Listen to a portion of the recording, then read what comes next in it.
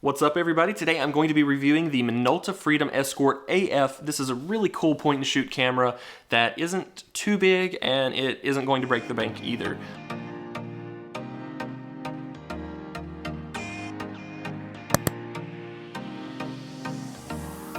So if you're looking for a good 35mm point and shoot camera, this may be the camera for you. It does have a pretty good lens on it. Minolta makes some pretty good lenses in my opinion. I absolutely love my Minolta X700. The build quality is not tremendous, but you're going to be hard pressed to find something that's got a really good build quality that hasn't already blown up in popularity. This is going to be made out of a plastic material, but we still have those really good internals that were part of older 35mm point and shoot cameras. So we do get a lot of features that you're not going to get off of, say, a Lomography Lomo Aquapix or something like that. This has got quite a bit going for it, and this is an automatic point and shoot, which I absolutely love. Probably my favorite category of camera is automatic point and shoot cameras. I just love them. If you can find one in good condition, I say go for it. I actually had to get this one, I believe, shipped from another country. It took forever to get here, but I'm super glad that I did. I found it on eBay, and again, just do your research and be really careful when you're ordering used cameras online, but you can get some pretty awesome deals on these because they haven't blown up in popularity quite like the Contax TVS and similar cameras. And I'm not saying they're even in the same category in terms of image quality, but what I am saying is if you want a really good alternative and you're not wanting to spend like $700–800 for a point and shoot camera, which, let's be honest, is just insane unless you're a collector or somebody that's really taking this stuff seriously. If you're just wanting to get into film photography, I don't recommend going out and buying an $800 camera to get started. I recommend buying something like this, the Minolta Freedom Escort AF. And the AF stands for autofocus, so you don't have to worry so much about getting those blurry photos. The sharp photos are the goal with this camera.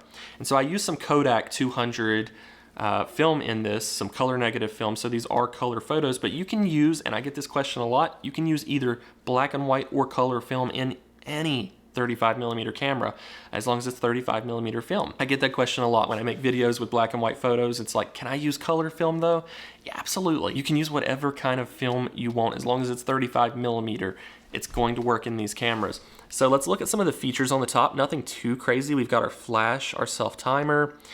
That's pretty much it, our power button. When we open it up on the back, nothing too crazy inside. It looks very standard when it comes to a point and shoot 35mm camera. It does have a nice plastic click when you shut it. So if you're into some camera ASMR, that may be for you. The design is not going to be for everyone, but I do love the fact that it's got this little divot here because it's easier to hold.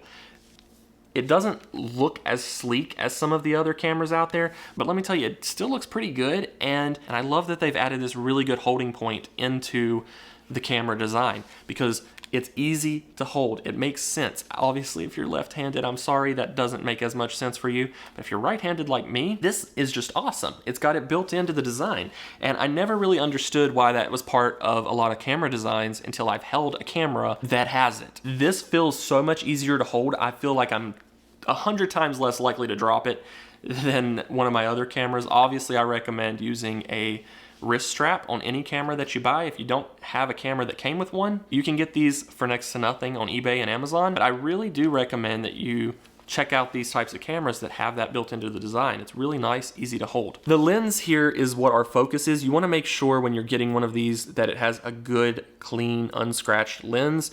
A few tiny little scratches probably isn't going to affect the photo, but if it's anything deep, anything really noticeable, you're probably going to want to avoid that one and look for another one elsewhere. But I've got to tell you, this particular one has a few little specks of dust and a few tiny little scratches, as you can see in the camera here.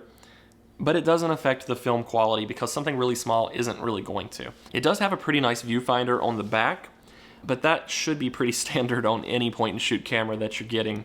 What I really like about the camera though is the nice crisp sharp photos that it gives you.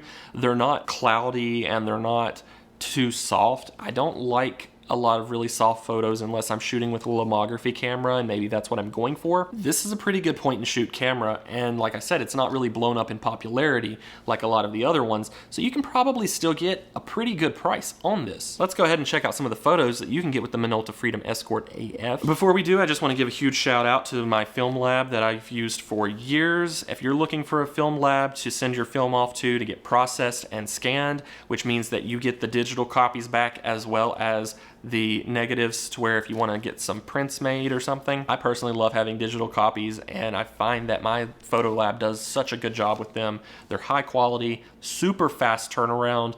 They get them back to you in no time flat. It's oldschoolphotolab.com. I know you've heard me talk about them in the past, but I really can't say enough good things about them. You're probably hearing about them all over the internet now because they're kind of blowing up in popularity.